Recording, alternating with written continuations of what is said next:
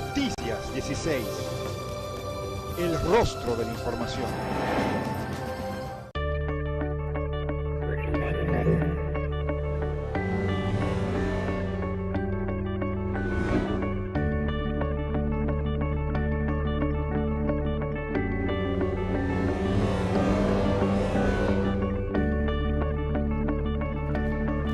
Hola, saludos y bienvenidos. Vamos a continuar conversando sobre democracia y partidos políticos en la evolución de posguerra, desde el punto de vista de lo que ha sido desde 1962, abarcando todo el proceso 1978, los 12 años, y todo el proceso que ha venido desembocando en que hace muchos años, 70, 73 años, el Partido Revolucionario Dominicano fue fundado en Cuba. Incluso el propio nombre, Partido Revolucionario Dominicano. Ya luego de la posguerra, de la dictadura, yéndonos ya a la contemporaneidad, tres grandes partidos políticos del sistema se deciden unificar en algunos puntos muy básicos. Entonces, de repente, surge el Partido Revolucionario Moderno, PRM, escisión de lo que fue el PRD. Ya te había pasado algo similar con el BIS y el PRI. El PLD, de hecho, es un desprendimiento del Partido Revolucionario Dominicano. No obstante, el nivel de paradigmas ha iniciado un proceso de decantamiento en función de lo que es la participación. Vamos a conversar con el doctor Guido Gómez Mazara, que está con nosotros. Muy buenas noches, Guido, bienvenido. Un honor para nosotros. Gracias, un placer. Sí. Bueno, esa introducción, ¿qué lectura le das al hecho de que tres grandes partidos políticos del sistema que antagonizaron lo que era la arena política, de repente están unificándose? Bueno, el concepto de unificación hay que ponerle comillas. Yo siento que lo que pasa en la República Dominicana es el cierre de un ciclo político que, sin lugar a dudas, en un tramo fue importante y fundamental porque tres figuras, Peña, Bosch y Balaguer, eclipsaron por más de 25 años la vida política dominicana. Sus relevos hicieron una especie de ayornamiento, como dicen los brasileños, y ellos, los tres, tenían una mayor carga y componente de carácter ideológico. Yo le daba un nivel de contrapeso al sistema político. Sus herederos no. Sus herederos emergen en el marco de lo que yo llamo la cultura de lo pragmático, donde acuerdos y pactos impensables. No porque en la República Dominicana no existe una tradición de alianzas, sino porque las alianzas que se hicieron en la década de los 60 y de los 70 obedecían a otros factores. Los actuales acuerdos tienen un alto componente de realpolitik. Por ejemplo, en el año 1974, cuando se conforma el Acuerdo de Santiago, Peña Gómez fue capaz de tener juntos a Wessing y al MPD, porque la sociedad dominicana estaba empujando para desplazar a Balaguer. Sin embargo, cuando tuve alianzas en el actual proceso electoral, no quiero mencionar nombres, tú te das cuenta que los elementos que caracterizan esos acuerdos tienen más un componente de beneficio individual que de una propuesta de nación. Por eso, en definitiva, el descreimiento ciudadano respecto al comportamiento de los partidos políticos obedece a la profunda fe que tenemos todos, hasta los que militamos en los partidos, que ya esas líneas de carácter ética, ideológica, programática, no son parte del debate político en la República Dominicana. Si no hay unas garantías, si no hay constitucionalización de los partidos políticos, si el artículo 214 de la Constitución de la República no puede ser reformado para constitucionalizar los partidos y para generar la garantía necesaria de participación, y esa garantía de participación no son dadas a través de todo el sistema de partidos políticos, y evidentemente la Junta Central Electoral es dependiente de los partidos políticos del sistema de poder, entonces estamos hablando de qué tipo de democracia. Bueno, el problema, tú hablas del tema constitucional, pero yo hablo de dos herramientas que son básicas. La ley electoral y la ley de partidos, que ha sido postergada por los tres grandes partidos porque en definitiva ellos entienden que cualquier mecanismo de restricción o que lo contrapese es una limitación al régimen de privilegios irritantes que han ejercido la cúpula de los partidos políticos. Una cosa la representa la cúpula y otra la dirección media y la base del partido. En la dirección media y la base de los partidos políticos y en la cúpula hay gente que tiene vocación democrática, que es plural y que es participativa. Mira cuál ha sido el gran problema, Juan Carlos. Mientras en la República Dominicana la práctica política sea un mecanismo de movilidad social que permita a quien no es bueno en nada meterse en política y generarse una especie de crecimiento patrimonial, va a haber una resistencia de todos los actores a que la transparencia y la institucionalidad prevalezca. Entonces, ese es el gran dilema. ¿Quién reforma en el Congreso? Los miembros de los partidos políticos, y esa gente no quiere afilar cuchillo para su propia garganta. Y tú te das, por ejemplo, el triste espectáculo de que aquí hay una fase no me gusta usar el término, porque evoca a un personaje histórico del país, Freddy Veragoico, que hacía de morrobel una expresión de cómo se caricaturizaba la práctica política, pero aquí hay una morrobelización de la práctica política. Aquí hay un grupo de gente que dirige los partidos, que es diputado, que es alcalde, que es senador y hasta aspira a ser presidente de la República, que piensa con faltas ortográficas, pero la fuerza de lo clientelar le garantiza que si compite con cualquier persona de condiciones en un mercado penetrado por el clientelismo, le ganan. Hay nuevos actores, Guido, en lo que es la política, que son los medios de comunicación, el gran capital, y el significado implica a los empresarios. Los empresarios antes controlaban la justicia, se hicieron algunas reformas judiciales y eso ha pasado a ser un contrapeso. Tanto la élite de los partidos políticos como la élite empresarial dirige partidos políticos. Por eso se suma también el poder transnacional, que son los intereses de los grandes capitales en la República Dominicana, los intereses de los norteamericanos, los intereses de la Unión Europea. Y ya, bueno, más adelante ha venido a suceder eso con enfrentamiento con lo que son los intereses de Venezuela, República Dominicana respecto del combustible. Entonces ya República Dominicana no es simplemente la aldea de lo que fue en los años 70. Ya República Dominicana converge 160 billones de dólares en términos de lo que es presupuesto. Y bueno, y de alguna manera u otra, los intereses extranjeros están siendo incidencias, se están observando. Cuando tú observas, por ejemplo, las declaraciones del embajador norteamericano, cuando tú observas las declaraciones de todos los organismos internacionales respecto al plan de regularización, evidentemente hay una mediatización. Pero Juan Carlos, es que el problema es que los valores son globales. Mira cuál es el problema de la doble moral respecto al tema del injerencismo, que era un discurso propio de la década de los 60 y de los 70 y de las izquierdas. Es que el valor democrático es igual en Estados Unidos que en Haití. Porque el hecho de que a un ciudadano se le respete, a una ciudadana, el libre ejercicio es el mismo valor. El problema es que estas sociedades quieren ser como las grandes potencias hasta donde le conviene. Nosotros queremos tener modelos de conducta, estilos de vida, como las sociedades civilizadas, pero no queremos generar las consecuencias que impliquen sociedades medianamente organizadas cuando usted violente el ordenamiento. Aquí, por ejemplo, se critica mucho al embajador norteamericano.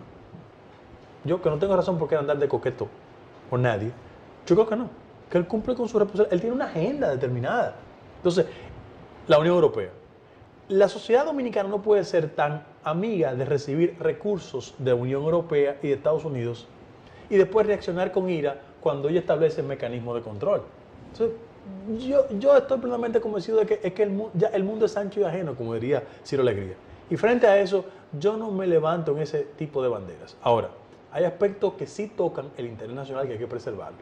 Por ejemplo, en estas discusiones respecto al orden de lo puramente migratorio, yo siempre he creído que ser dominicano es defender en gran medida, respetando los derechos humanos, pero estableciendo con claridad cuáles son los ámbitos de adaptación del Estado en materia migratoria.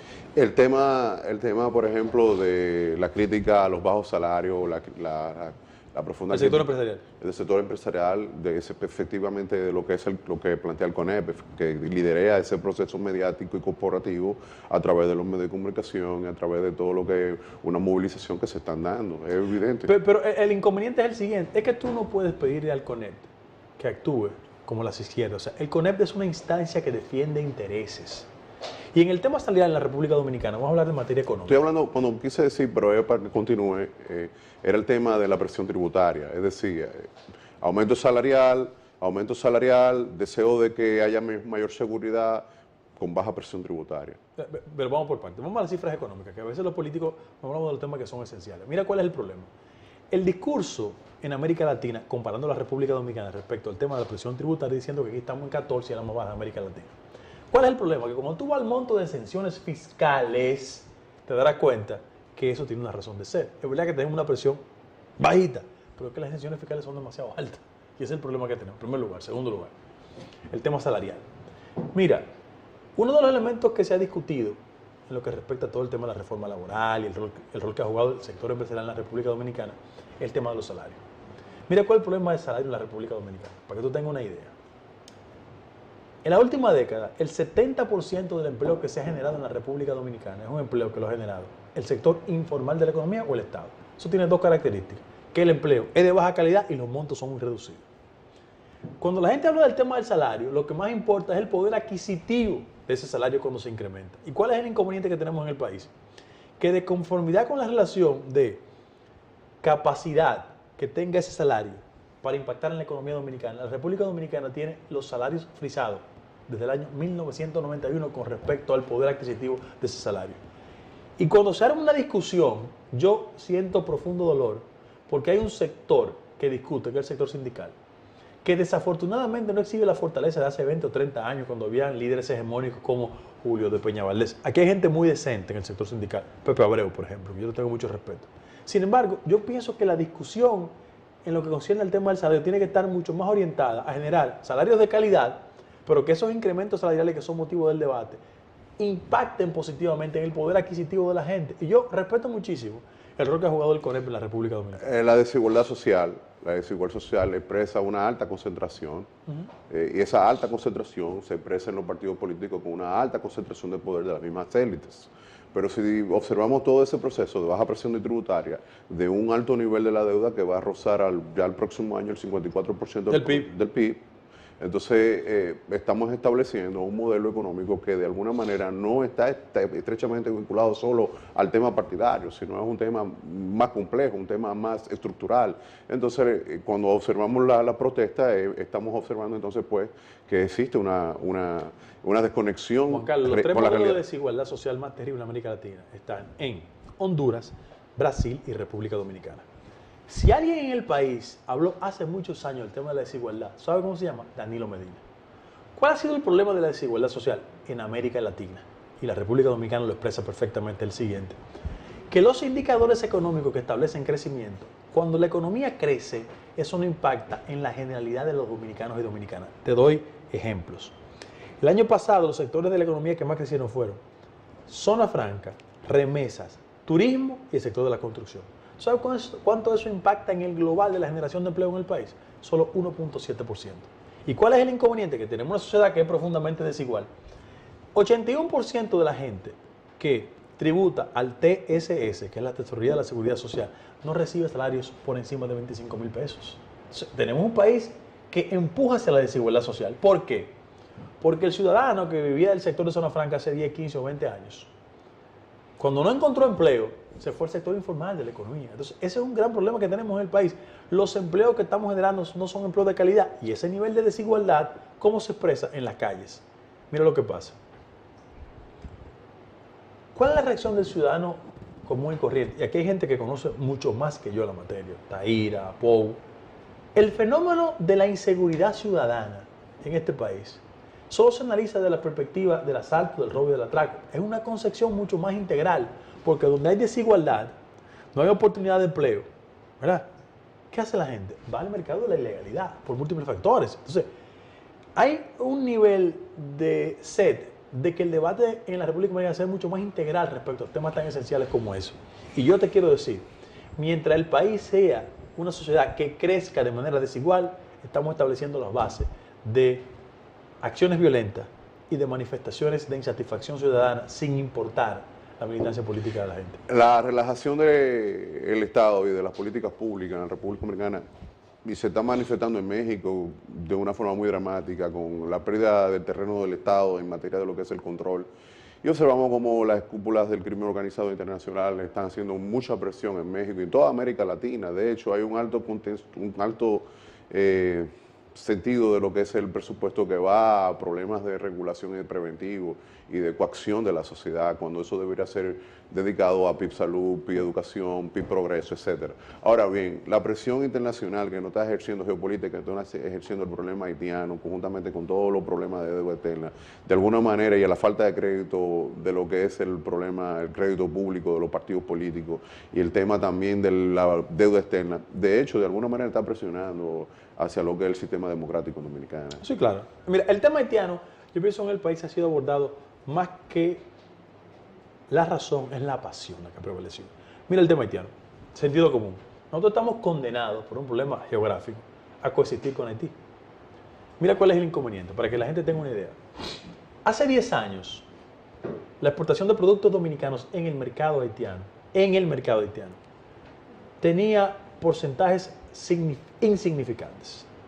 120 millones de dólares. ¿Tú sabes cuánto estamos colocando de productos dominicanos en el mercado haitiano? A pesar de los niveles de irregularidad, 1.200 millones de dólares. Nuestro segundo socio comercial se llama Haití. Y el impacto que tiene la veda de 23 productos esenciales va a implicar que el sector que se dedica a eso pierda más o menos 489 millones de dólares. ¿Qué implica eso? Que los haitianos hacen de un recurso puramente económico un mecanismo de presión política. Y hay que decirlo con responsabilidad, nos chantajean, eso es la verdad. Frente a eso, ¿cuál ha sido el déficit de este lado? Que los dominicanos que han administrado el Estado en los últimos 15 o 20 años, incluyendo mi partido, no han tenido una visión estratégica respecto al tema haitiano y ellos siempre nos ganan la batalla internacional porque la causa haitiana es una causa mucho más atractiva para la franja liberal que gobierna los Estados Unidos. País más pobre del hemisferio, El lazo histórico. dictadura, represión. ¿Quién gobierna Estados Unidos? Es la franja liberal. Y en Europa hay un éxito innegable de las corrientes liberales. Entonces, ellos, el caso haitiano lo ven con mucho más sensibilidad que muchos de nosotros. Y en materia diplomática no han ganado la batalla.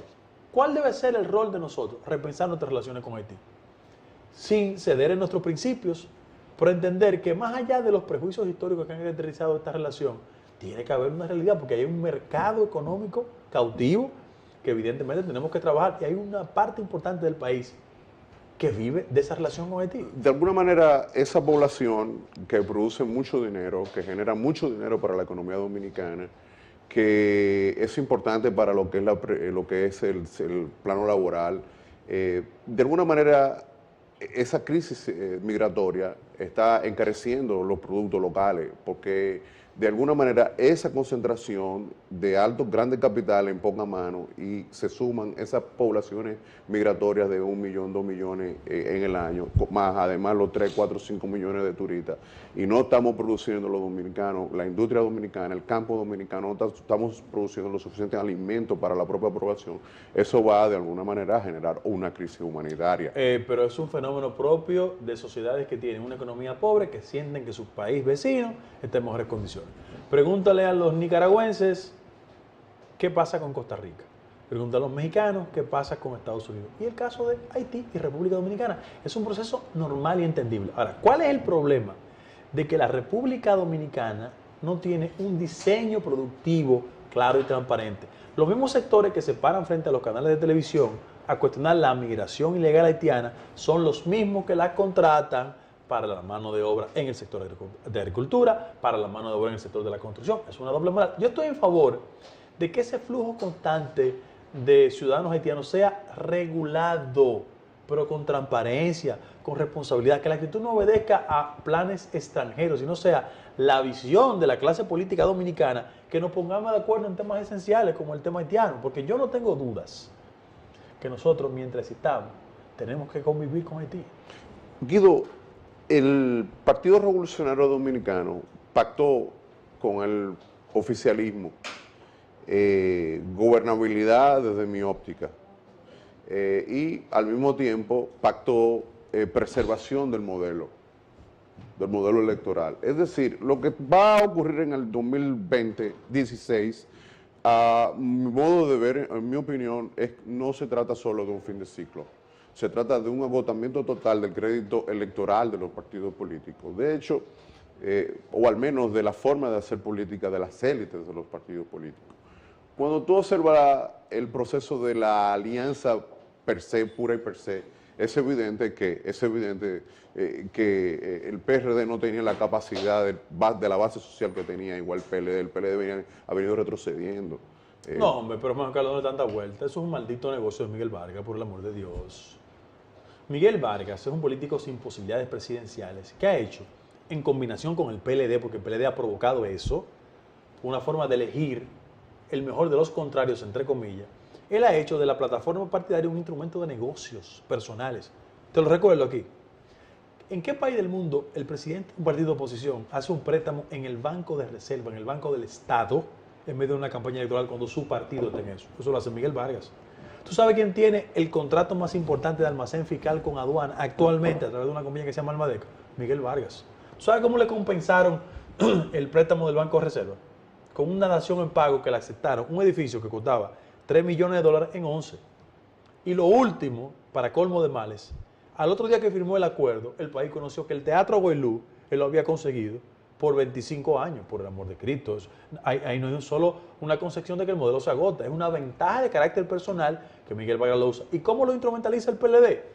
Estableciendo un control matemático en todas las instancias de poder y garantizándole que esa persona que no tiene simpatía, que no tiene legitimidad, se quede con el control formal del partido. Bien, ese es eso es la verdad. Ese es el detalle del tema de lo que desde tu ángulo ha estado ocurriendo. Ahora bien, ¿Cuál fue la última noticia de importancia en este país que estremeció institucionalmente a la sociedad? Una denuncia sobre jueces corruptos. ¿Qué nombre del político aparece en eso? Miguel Vargas. Por eso es, no hay que ir a Harvard para darse cuenta el hecho de eso. que José, que haya degenerado entonces el proceso, que ya se haya degradado de José Francisco Peña Gómez a Miguel Vargas, tiene una franca explicación No, claro. social. Digo, la comparación es un insulto. Peña Gómez es un No, político. no es un insulto porque... Miguel Vargas es un vulgar negociante. Peña Gómez es un político. Pero yo no me estoy colocando a Vargas con Peña en el sentido de lo moral, sino en el sentido de lo práctico. Cuando quiero decir eso es que en algún momento él fue condiscípulo de Peña Gómez y fue un hombre de finanzas de José Francisco Peña Gómez. Y es un hombre importante del gobierno de Hipólito Mejía, fue su ministro de Obras Públicas, fue quien en gran medida apoyó, fue la alcancía de la reelección de Hipólito Mejía. Bueno, ok, eso es verdad, ¿eh? Pero eso no es lo que quiero conversar. Lo que quiero conversar es que cómo es que el Partido Reformista Social Cristiano, por ejemplo, para obviar el PRD, sale de Joaquín Balaguer y cae en un proceso satelital, de ser un partido satelital. Y entonces el Partido Revolucionario Dominicano sale de un proceso histórico, importantísimo, hegemónico en la República Dominicana, con gobiernos 78, gobiernos 82, gobiernos 2000, es decir, con vocación de poder, y de repente, con crédito de toda la población, sale todo eso y cae en este proceso. Cuando eso ocurre, yo no quiero entrar dentro de los detalles, pero es obvio que hay un nivel de degradación, y ese nivel de degradación no solamente es proceso del proceso individual, sino es un proceso del proceso capitalista. No, yo pienso que las instituciones en la República Dominicana experimentan un nivel de desgaste, de desconexión entre el interés de la mayoría y cómo sus élites actúan. Eso pasa en el PLD, en el Reformista y en el PRD. En el caso del PRD, la mayoría se ha desplazado a una institución nueva, que está creciendo, que reproduce los vicios del PRD, las virtudes y los defectos, esa es la realidad. Ahora, ¿qué yo siento? Y aprovecho la oportunidad para decirlo. Yo siento que en la sociedad dominicana están dadas todas las condiciones para que una alternativa emerja. Porque fíjate que los partidos políticos contra la década de los 80, que el PRD fue un ejemplo de eso, las contradicciones exhibían dos visiones de la sociedad. En el caso del PRD, lo que se estableció fue un modelo de hacer negocios desde la política. En el caso del PLD, lo que ha prevalecido es una vocación por preservar el presupuesto nacional. Y en el caso del Partido Reformista, es un partido pivote, que anda buscando los espacios y las posibilidades para ver qué grupo se queda con una cuota del presupuesto. Y eso degrada la política en términos generales. Ahora, en el término y en el juego de la tríada, del contexto de que el Partido de la Liberación Dominicana tenga 12 años en el poder desde 2004, tiene un alto componente de aceptación popular. Es evidente que hay un componente de aceptación popular dentro de todo ese proceso, como los mismos votos que saca el PRD y lo que saca el reformismo. Entonces, ese nivel de aceptación popular se ha venido degradando a un nivel tal de no participación de los militantes de los partidos políticos, de deuda eterna, de alto déficit, de concentración de capitales. No solamente es el crimen internacional, no solamente en los negocios, es que hay un crack financiero en la República Dominicana, hay un crack capitalista que ha generado la concentración de capitales, y eso ha generado a Miguel Vargas, por ejemplo, en el PLD, determinados sujetos, y en el Partido Reformista. El presidente ha dicho ayer, dice, sí, tenemos manzanas podridas. Bueno, un franca alusión de lo que estamos conversando en esta mesa. Pero en ese sentido yo pienso que es más complejo, yo pienso que Miguel Vargas no es más que la representación respecto de lo que José Francisco Peña Gómez, que es una degradación pública, en función de lo que significa el nivel electoral. Mira, ponte el debate de cualquier partido europeo, o de cualquier partido de América Latina.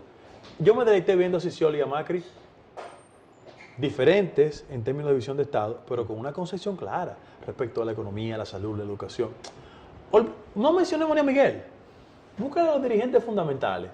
de los tres partidos, dile estabilidad macroeconómica, calidad en el gasto, seguridad ciudadana, educación, salud, empleo, inversión extranjera, que te descodifique como ese tú. No tiene nivel. Por eso yo digo que el proceso democrático en la República Dominicana está arrabalizado y muchos de sus exponentes se parecen a Morrobel. Esa es la verdad. Finalmente, en esta parte, Guido, del tema del diálogo que hemos venido sosteniendo, ¿cuál va a ser tu papel? Tú eres una figura muy importante dentro de lo que es el segmento juventud, político, joven, del Partido Revolucionario Dominicano. El presidente de tu partido ha hecho una alianza. Tú te has declarado independiente, al parecer. ¿Cuál será tu posición al 2016? ¿Empujarás por el oficialismo? ¿Empujarás por la oposición? ¿O qué harás? No, tú sabes, cuando yo era joven yo leía mucho Martí. Cada vez que la gente me pregunta eso, recuerdo una frase de él. Martí decía que el que se presta para peón del veneno es doble tonto y no quiero ser bailarín en su fiesta. O sea, nadie que tenga 12 cc de decencia en este país puede coincidir con Miguel Vargas. Eso está claro. Yo sigo a mi partido y yo quisiera apostar a una opción democrática, plural, participativa, con ideas novedosas que contribuyan a desplazar la propuesta política del PLD. Y lo voy a hacer públicamente. Eso lo sabe todo el mundo. Gracias, Guido, por estar con nosotros. Todo nuestro amor, todo nuestro cariño, todo nuestro respeto y además nuestra felicidad por estar aquí con nosotros. Muchas gracias. Sí, estuvimos con el doctor Guido Gómez Mazara hablando sobre democracia y partido político. No se vaya, nosotros venimos a una pausa, vamos a conversar con Daniel Pou sobre el mismo tema, democracia y partido político. En este caso vamos a tocar mucho lo que es la sociedad civil, mucho lo que es la media, es decir, los medios de comunicación y también los empresarios, para tener una idea más acabada de los partidos políticos, pero el día que, por ejemplo, en el Centro León, por ejemplo, se sepa los niveles de corrupción o en el sector privado, por ejemplo, como que se va a equiparar los medios de comunicación analizando al sector privado, así como ausculta al sector público. Vamos a una brevísima pausa, no se vaya.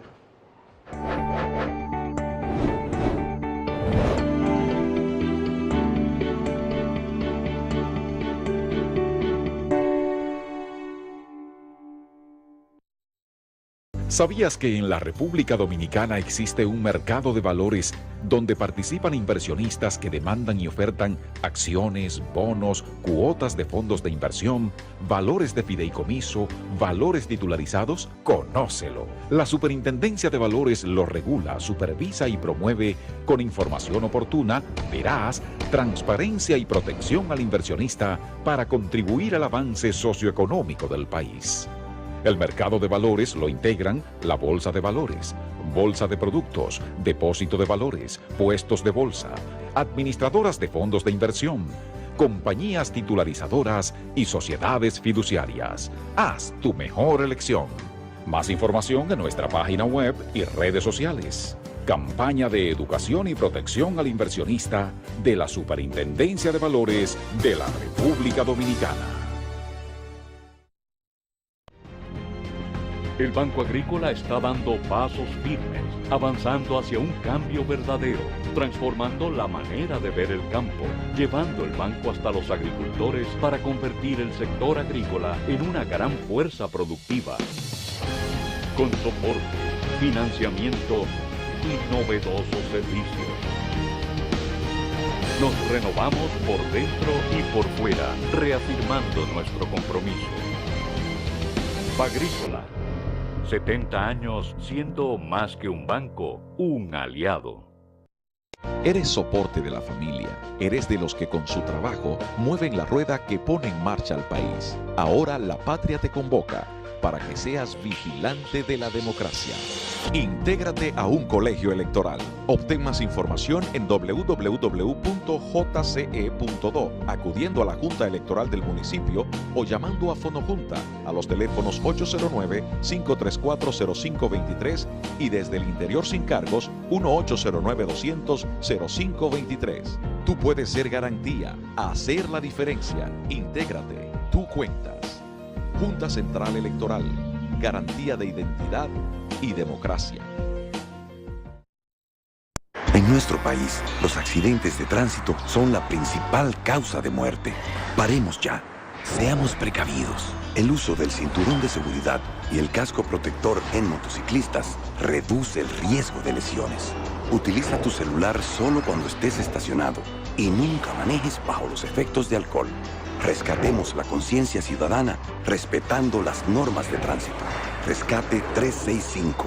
Estamos contigo. Para ti, ¿qué es el gasto responsable? Para mí el gasto responsable es sencillamente saber arroparse hasta donde dé la sábana, porque hay que ser humilde y gastar hasta donde uno puede. Por eso yo solo tengo las tarjetas de crédito que necesito para mis finanzas y me sirven de maravilla para las vacaciones en familia. A mis hermanos y a mí nos criaron para que aprendamos el valor del dinero. Si a uno le daban 10 pesos para ir al colmado, había que traer esa de vuelta enterita. Así aprendí a manejar mi presupuesto y las cuotas de mi carro las pagué en su totalidad y a tiempo, sin intereses elevados ni cuotas adicionales. Ahora ando montada y sin preocupaciones. Pagando tu préstamo completo y a tiempo, logras tus metas sin complicaciones. El crédito es una herramienta excelente cuando uno aprende a usarlo bien. Superintendencia de Bancos de la República Dominicana.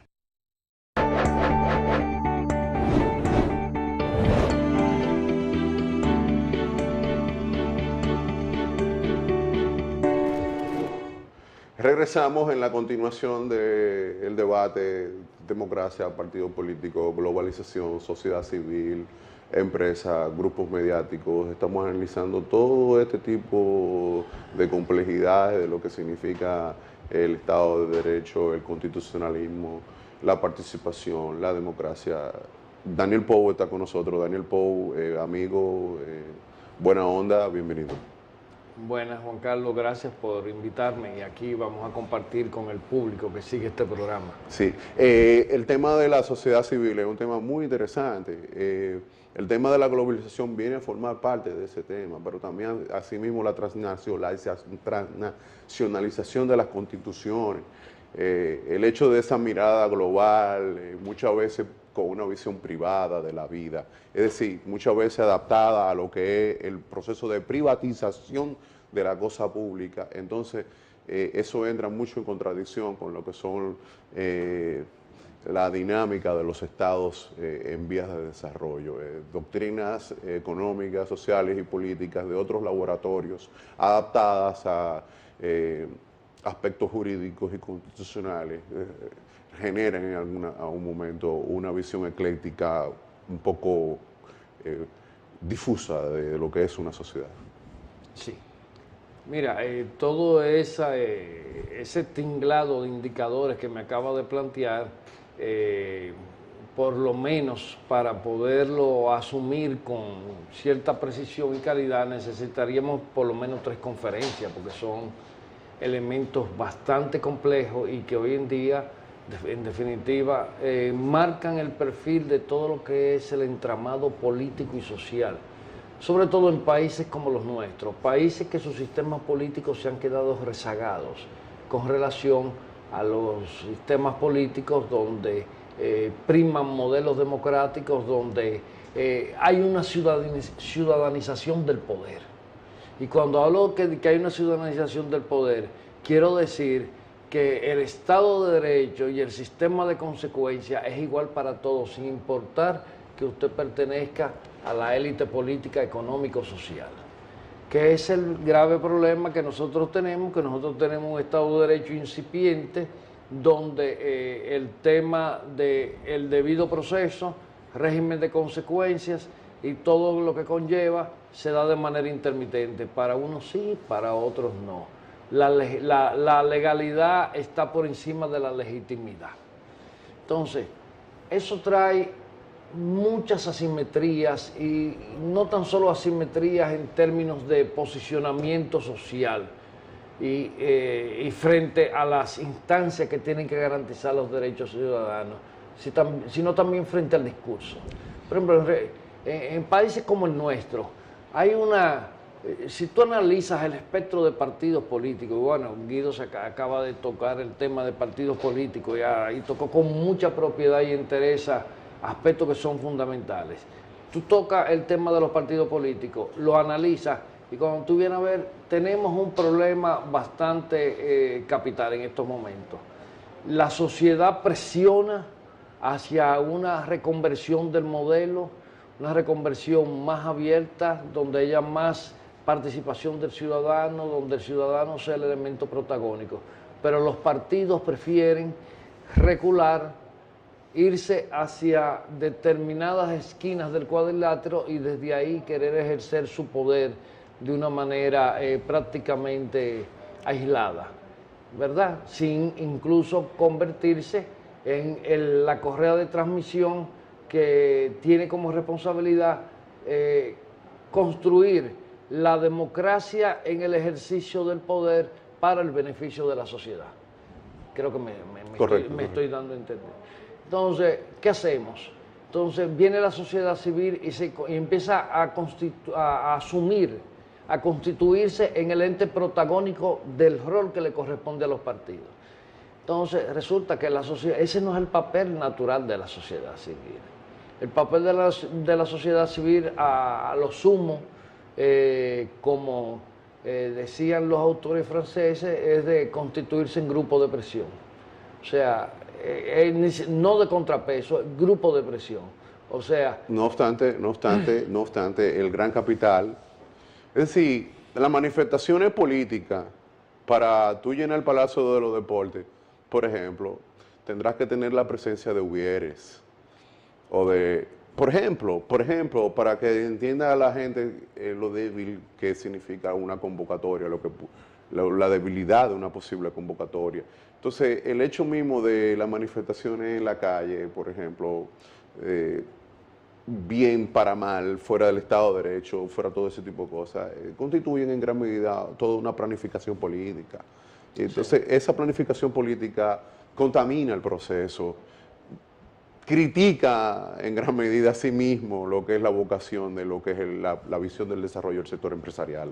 Bueno, hay que estar bastante claro en nuestro país, al tú tratar de establecer los vínculos que hay entre el capital, ya sea el capital nativo y el capital foráneo, y las diferentes expresiones políticas que tenemos en el escenario, te vas a dar cuenta de un detalle muy importante, y es que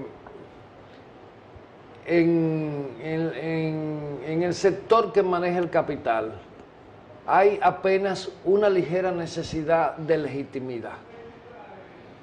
¿Pero por qué?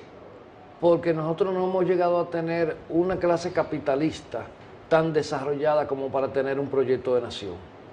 Y eso es un tema que es sumamente profundo. Es importante. Y es importante, que debe, incluso, a mí me llama mucho la atención que no son de los temas que se ponen en la palestra nacional. Porque hay excúsame que te interrumpa, hay que establecer una diferencia entre el proyecto del capital y el proyecto de nación.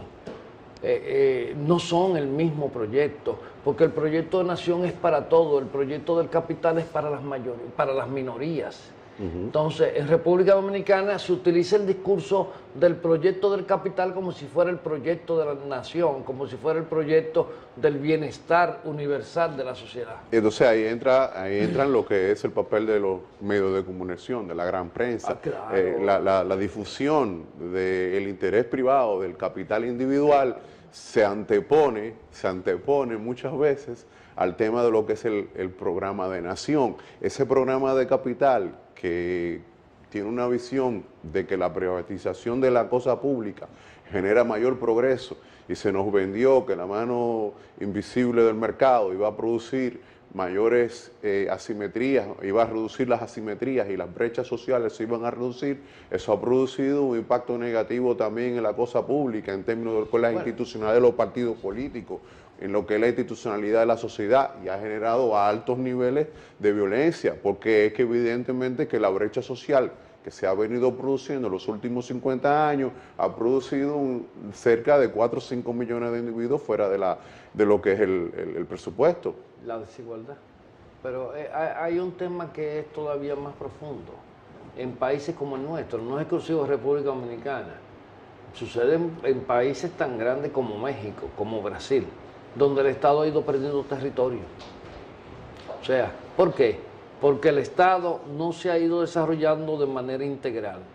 Ha sido un Estado que el modelo de Estado de muchos países de América Latina es un modelo de Estado que se circunscribe a crear los nichos de cierto confort para el desarrollo del capital, pero más sin embargo no para el desarrollo de la sociedad. Esto es un tema también que hay que debatirlo. No propongo debatirlo aquí porque nos llevaría semanas de programa.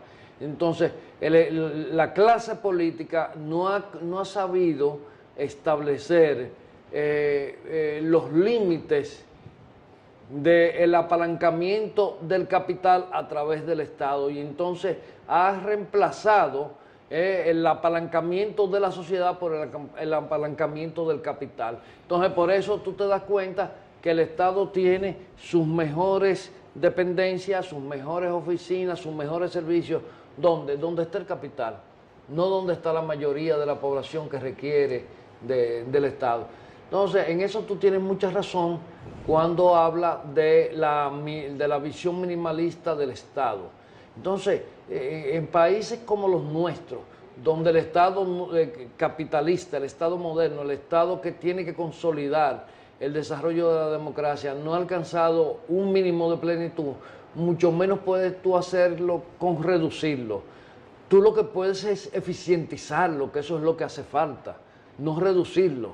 Porque si encima de que el Estado es eminentemente deficiente y lo reduces, la brecha entre deficiencia y la conexión de construcción de ciudadanía a través del Estado va a ser mucho mayor. Además, es injusto medir la palabra desarrollo en función de las diversas sociedades que permanecen en una sola, en sociedades en vías de desarrollo. Es decir, criticar por ejemplo, las emergencias públicas desde el sector privado, desde una visión privada de lo que es la privatización de la salud pública, por ejemplo, es muy injusto. Y de eso está lleno los medios de comunicación, porque quienes son los dueños de comunicación son los grandes dueños de los grandes capitales. Bueno, ahora bien, esa falta de equilibrio está generando un nuevo tipo de violencia y una nueva visión, perspectiva de lo que es el desarrollo. Sí, yo te voy a decir una cosa. Una de las mejores obras que se ha hecho en toda la historia de todas estas décadas en República Dominicana, una de las mejores obras desde el Estado que se ha hecho, el mejor proyecto para mí es el sistema 911. Mas sin embargo, tú has visto cómo el sistema 911 en cierta medida, si no es por la satisfacción de la gente, hasta de la misma oposición que le reconoce la eficiencia con que se maneja, el sistema 911 ya es una instancia olvidada. Aquí antes se caía una persona en la calle y tenía una fractura. Si esa persona no andaba con un carnet de un gran seguro médico, con asistencia de ambulancia para llamar a un servicio privado, tenía que esperar que llegara la policía o una persona piadosa, lo tirara en la parte de atrás de una camioneta y lo llevara a un hospital. El tema también el tema de la globalización ha generado dos tipos de ciudadanos: el que está conectado, informado simultáneamente, y el que no. La información hoy está generando toda una economía de mucho impulso, porque los bienes y servicios, al ser una economía de bienes y servicios, el individuo que está conectado genera capital social. Ese capital social se genera en ahorro social. Ese ahorro social se genera en más salud, más educación, etc. Es decir, ya la educación tradicional, memorística, atrasada, de lo que es el sistema público y lo que es el sistema privado, ha generado ya una profunda brecha, que es los nativos digitales y los analfabetos. Entonces, como ves, la velocidad del tiempo y espacio está reduciendo las distancias. Esa distancia no se ha reducido tampoco en el sector privado, que no recibe la misma crítica que reciben los partidos políticos o los hombres públicos. Sí. ¿Me comprende? Sí, sí. Entonces es más factible para un director de una empresa privada criticar al sector público porque es deficiente, y al mismo tiempo ese medio de comunicación que es propietario, él es propietario, no genera la misma calidad de la opinión en favor de los progresos que se realizan en un Estado, independientemente de quién lo haga. Bueno, lo que pasa está, Juan Carlos, que en República Dominicana se da de una manera muy acentuada el hecho de que la prensa es un apéndice del capital. O sea, aquí prensa independiente prácticamente no hay. Es una prensa que es cooptada, y si no es cooptada, es promovida a través de los grandes capitales en República Dominicana. Entonces, eso presenta muchos problemas, porque cuando tú coges aquí la prensa, raras veces tú te encuentras con artículos de fondo que critican ese secuestro social que cultural. hay y cultural, que critican esos aspectos. Al contrario, tú ves la competencia desviviéndose a ver cuál alaba más al presidente de un banco o al director de una empresa, o ese tipo de frivolidades que todo el mundo sabe que a final de cuentas buscan promoción económica, ventajas, canonjías, etcétera. Pero ese es un tema que merece ser tratado con más profundidad y con más dedicación, porque es un tema que indiscutiblemente, definitivamente, yo siempre he dicho que la holgura de una democracia y del concepto de democracia lo da la amplitud de los medios de comunicación que tiene un país. Sí, pero no es un sistema de alta concentración de capitales. Bueno, es decir, el hecho de que está estrechamente vinculado y continúa, Sí. está estrechamente vinculado la alta concentración de capitales con la alta concentración de medios. Y eso se replica hacia lo interno de los partidos políticos, porque en gran medida está la misma concentración. Y de esas concentraciones, entonces hemos hablado con el doctor Guido Mazara en otra entrevista respecto de los partidos políticos a la concentración. Entonces estamos dentro de un sistema oligárquico, y entonces dentro de ese sistema oligárquico no hay la posibilidad de democratizar la economía. Pero yo no creo que sea tan axiomático como tú lo planteas. Bien. Yo creo que hay un vínculo indiscutible. Ahora, el problema está que la clase política es la que debe tener la visión estratégica de la sociedad. Y si la clase política se subsume a la visión corporativa, que es una de las cosas que yo critico acremente en este país, que la clase política carece de visión estratégica. Está muy influida, podríamos decir, muy anidada en el nicho de la visión corporativa. Entonces, ¿qué es lo que sucede? Que entonces tenemos un problema a nivel de las estructuras políticas, y tenemos un problema grave que marca un tipo de relaciones de poder que tienden hacia una perversidad que es altamente cuestionable. A veces, y para que tú continúes, más bien nos parece que la alta concentración de capitales que ha ido degradando el proceso. El proceso del nivel, el modelo capitalista que tenemos permite la degradación de los hombres y permite la degradación de las instituciones, y por eso permite y genera y está consustancialmente vinculado a la alta violencia. Es decir, la violencia que genera el capital está generando la violencia en el barrio, porque el tipo no tiene luz, no tiene comida, no tiene trabajo. Entonces, está estrechamente vinculado, y esa violencia que genera el empresario, que no quiere pagar más presión tributaria, que no quiere pagar más impuestos, y el otro sector que acumula el presupuesto y lo controla a su antojo, existe una vinculación elitista allí, que se niega a aceptar la posibilidad de la democratización tanto de los partidos como la democratización del capital y de la economía dominicana. Sí, en eso hay una relación que se parece mucho a aquel refrán de el perro que se quiere morder la cola, o el gato que se quiere morder la cola. El empresario dice: no le voy a aportar más al Estado porque la clase política es corrupta, y distrae en América Latina por encima del 35% del PIB, lo distrae en actos de corrupción. Entonces, ¿qué es lo que hace él? Él encuentra esa justificación, pero resulta que realmente, en términos fácticos, el sector corporativo es un inductor de ese sistema. Vamos a ponerlo bastante claro sobre la mesa. O sea, tú dices que tú tienes derecho a evasión o buscas, y hay toda una serie de canonjías colaterales que se llaman incentivos, que son una perversidad, porque incluso generan una competencia desleal entre un tipo de empresa de una naturaleza y otro tipo de empresa de la misma naturaleza. Los que tienen gasolina exonerada, los que tienen gasoil exonerado, los que tienen vehículos exonerados. Entonces, en el capitalismo debe ser el mismo rasero para todos. Pero también hay otra situación que es el tema ya visto desde el punto de vista más holístico. Y es una de las cosas que a mí siempre me ha preocupado, y creo que un día tú y yo estuvimos conversando acerca de eso cuando nos sentamos a tomar un café. Y es el tema de cómo nuestra sociedad, que estaba en un proceso de construir ciudadanía, ha abandonado el proceso de construir ciudadanía para darle paso a la construcción de consumidores.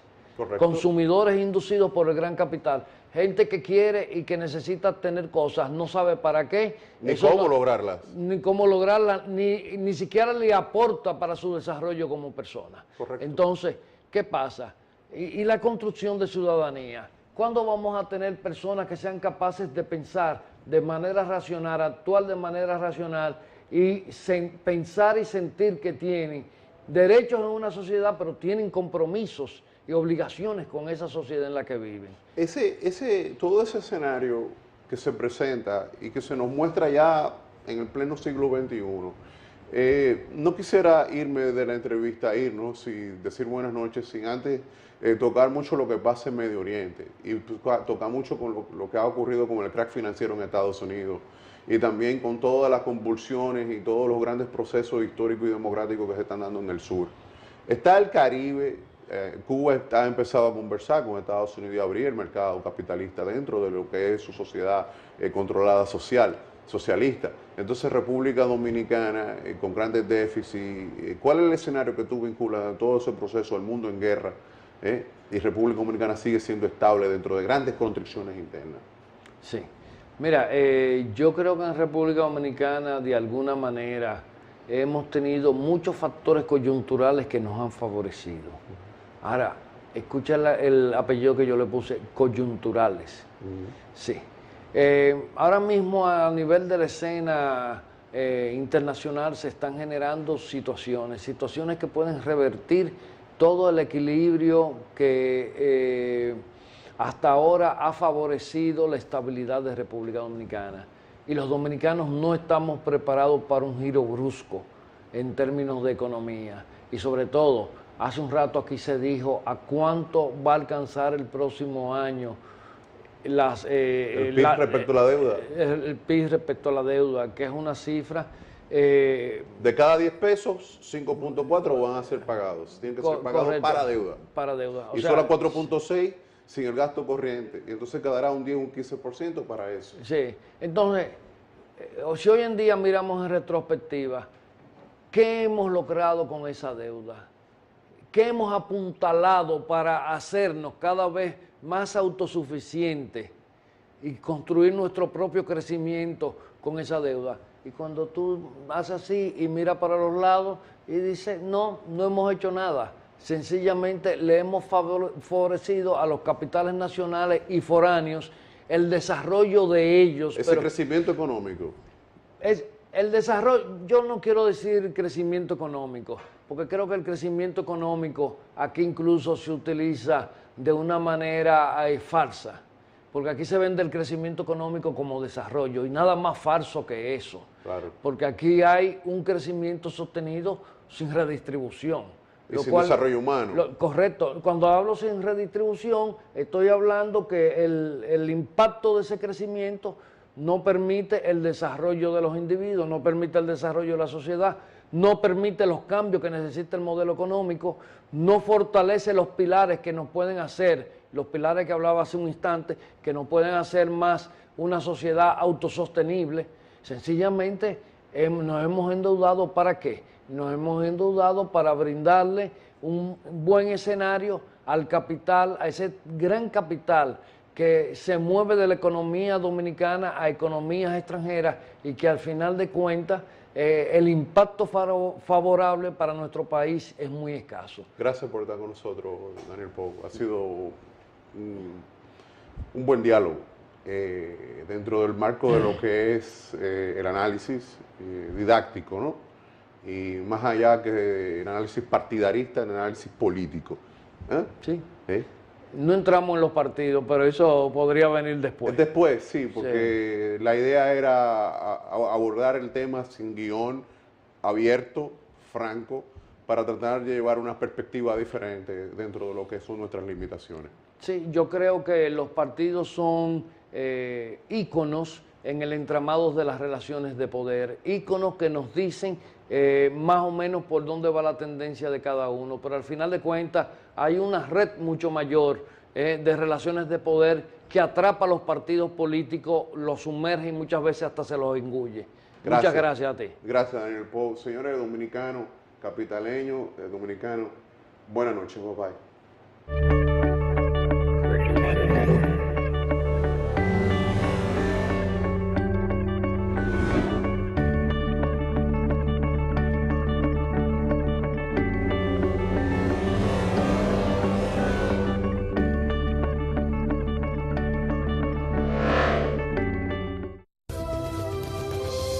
Usted está viendo Noticias 16, el rostro de la información.